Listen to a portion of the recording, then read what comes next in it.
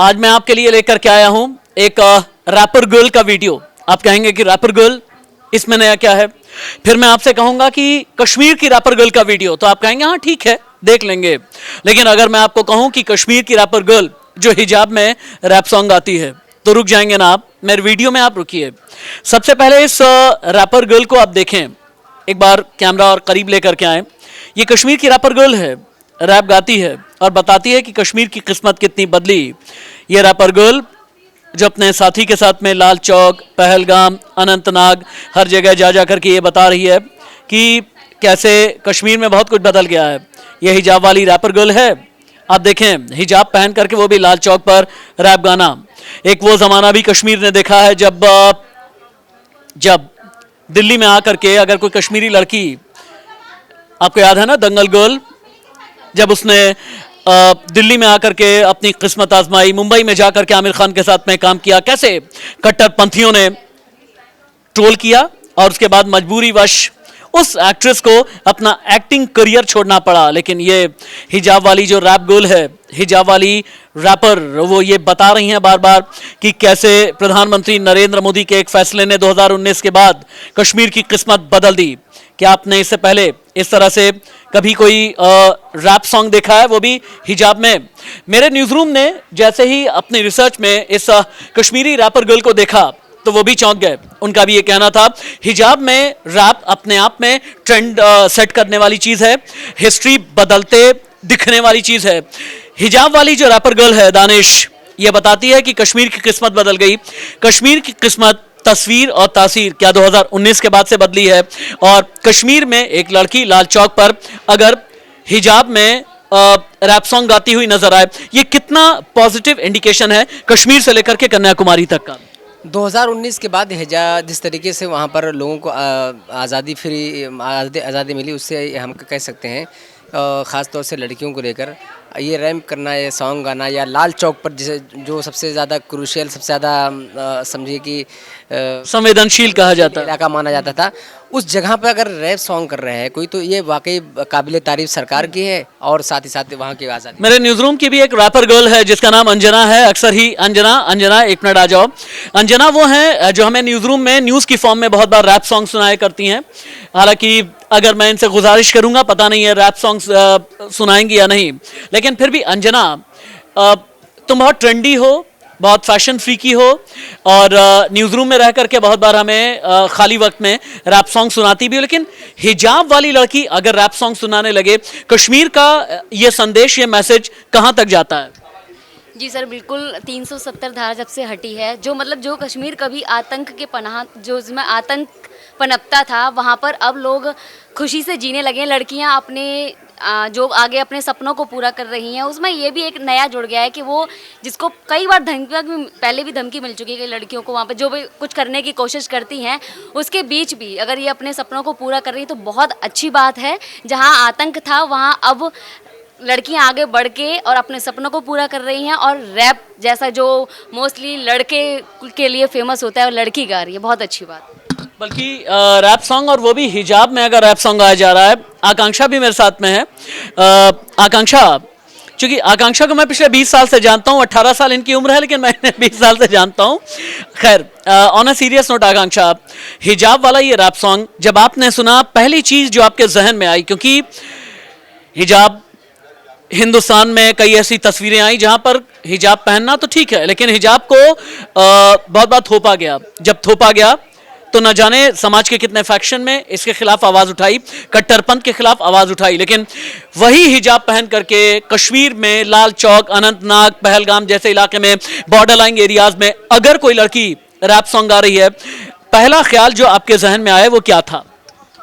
पहला ख्याल मेरे मन में ये रैप देख के आया वो था बदलता कश्मीर। कश्मीर में शायद चेंजेस आ रहे हैं, तभी उस लड़की में कहीं ना कहीं से ये इंस्पिरेशन आई होगी कि वो गाना लिखा जाए। क्योंकि जब एक आर्टिस्ट के मन में तभी कुछ जो भी है, वो चाहे सॉन्ग हो, पोएम क्रिएट करना हो, वो तभी आता है जब वो अपने आसपास कोई बदलाव देखता है। ज़रूर उन्होंने कोई बदलाव देखा होगा, और जब से जम्मू कश्मीर में धारा 370 हटी है उसके बाद काफ़ी बदलाव आए हैं, वहाँ के यूथ को काफ़ी अपॉर्चुनिटीज़ मिली हैं।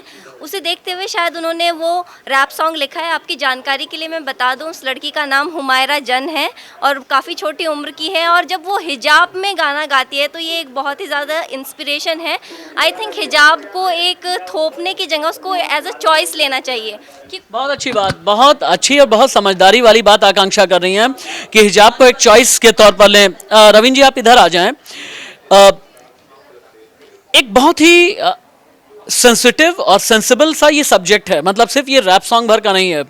कश्मीर की हिजाब गर्ल जब रैप सॉन्ग गाती है तो जो कट्टरपंथी हैं, जो रेडिकल्स हैं, जो कुछ अपनी धार्मिक धर्म की ठेकेदारी चलाने वाले जो मौलाना हैं, उनकी सोच पर ये कितना करारा प्रहार है।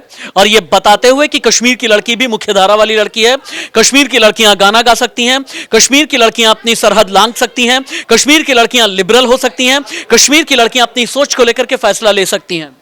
मैं सबसे पहले तो इस पर राशिद जी मैं एक बात कहना चाहूँगा कि जो कश्मीर में जो रैप की शुरुआत की ना, वो काश नाम के एक व्यक्ति थे, उन्होंने की थी 1994 में। अच्छा। और उसके बाद हुमायरा जहाँ जो ये लड़की है, ये पिछले 3 साल से कश्मीर में रैप सॉन्ग गाती है। स्कूली लेवल पे जब 14 साल की थी ये लड़की थी, तब इसने पहली बार गाना गाया था। उसके बाद लगातार सुर्खियों में रही, औरतों के सशक्तिकरण को लेकर के, महिला सशक्तिकरण को लेकर के इनका गाना आया। और ये बिल्कुल आपने ठीक कहा कि महिला सशक्तिकरण को लेकर के हुमायरा ने बहुत अच्छे रैप सॉन्ग गाए हैं। और वो उन सब, मैं उन्हें इस तरीके से कहता हूँ कि जो वो कठमुल्ला सोच वाले जो लोग हैं उनके ऊपर वो सीधा अटैक है। वहाँ वो जो हुमायरा है, उसकी भाषा शैली, उसका गायन इस बात की तस्दीक करता है कि अब जो कश्मीर की लड़की है वो भी मेन स्ट्रीम में आकर के मुख्य धारा से जुड़ करके अपनी बात सामने रख सकती है, अपने विचार रख सकती है। और ये बदलता कश्मीर है। बदलता कश्मीर के मायने ये हैं कि अब कश्मीर का युवा जाग रहा है और वो मुख्य धारा से जुड़ करके अपने विकास की बात करता है, इंटेलेक्चुअल की बात करता है, डायलेक्ट की बात। कश्मीर का जो युवा है, कश्मीर की लड़की है, वो ये कह रही है इस रैप सॉन्ग के जरिए ये बताने की कोशिश शायद कि कश्मीर जो भारत का ताज है, कश्मीर जिसे कहते हैं कि क्राउन ऑफ द नेशन, और इस क्राउन ऑफ द नेशन में अगर हिजाब पहन करके रैप सॉन्ग गाए जा रहे हैं। अपूर्वा भी मेरे साथ में है। अपूर्वा, तुम भी तो रैपर हो, अंजना भी हमारे ग्रुप की रैपर है। हिजाब पहन करके अगर कश्मीर में रैप सॉन्ग गाया जाता है, इसे कैसे ट्रेंड चेंज होने के तौर पर कैसे देखती हो, कश्मीर की में बदलाव की आहट के तौर पर कैसे देखती हो? और एक लड़की जो अभी तक अपने घर की दहलीज लांघ नहीं पाती थी, वो हिजाब में आकर के अगर रैप सॉन्ग गा रही है, तो कश्मीर किस तरीके से बदलता हुआ और कश्मीर की सोच कैसे बदलती हुई नजर आ रही है? सर, फर्स्ट ऑफ ऑल इससे यही दिख रहा है कि हमारा देश अब प्रोग्रेस पे अच्छे तरीके से चल रहा है। पहले तो मैंने कल भी बोला था कि विमेन एम्पावरमेंट देखने को मिल रहा है, हर फील्ड में हमें मिल रहा है। अब अगर ये बात करें कश्मीर में, ये हुमायरा जो रैप कर रही हैं, बहुत ही अच्छी बात है कि हमारा देश ग्रो कर रहा है। लड़कियां भी देख रही, वो ऑब्वियसली रैप तो आदमी लोकल की चीज़ों को देख के उस पर गाता है, और उसने बोला कि यहाँ के लोग अब उड़ान भर रहे हैं, लोग आगे बढ़ रहे हैं, तो उसने वो फील किया होगा ऑब्वियसली कि जहाँ पे लोग पहले घर से बाहर निकलने से डरते थे, पत्थरबाजी, गोलियाँ चलती थी, वहाँ अब लोग खुशहाल में जी रहे हैं, अपने फ्रीडम को जी रहे हैं, वो फ्रीडम को एंजॉय कर रहे हैं। एक बड़ा मशहूर हिंदुस्तान का रैप सॉन्ग था, हालांकि मैं तो रैप सॉन्ग से बहुत दूर रहता हूं, लेकिन फिर भी एक बड़ा मशहूर सा है ना कि कौन बोला तुमसे ना हो पाएगा। शायद ये जो कश्मीर की रैपर गर्ल है, जिसके बारे में अभी अपूर्वा ने बताया, आकांक्षा ने बहुत अच्छी जानकारी दी, रविंद्र बहुत अच्छी कुछ इन्फॉर्मेशन शेयर कर रहे थे, शायद ये लड़की ये बताना चाह रही है कि अब मत कहिएगा, अब मत बोलिएगा कि तुमसे ना हो पाएगा, क्योंकि हमसे होगा भी।